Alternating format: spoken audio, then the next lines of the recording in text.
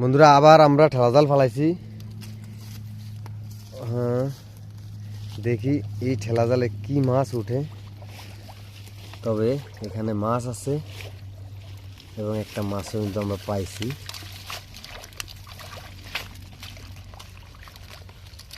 দেখি আমরা এইখানে কি মাছ পাই। আমাদের বড় ভাই মাছ ধরার জন্য নিয়ে এসেছি। উনি আসলে পুরানো, অনেক অনেক পুরনো মাছ শিকারী। মাছ ধরার সব রকমের অভিজ্ঞতা ওনার মধ্যে আছে।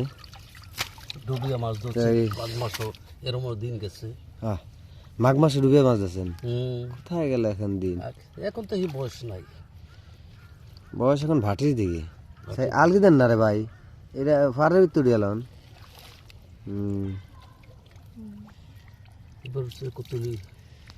যেটি আমরা খাই না সেই গুড়া মাছ। মনে করেন কিছু মাছ উঠছে যেগুলি আমরা খাই না। আসলে এমন মাছ উঠলে কি ভালো লাগে কন?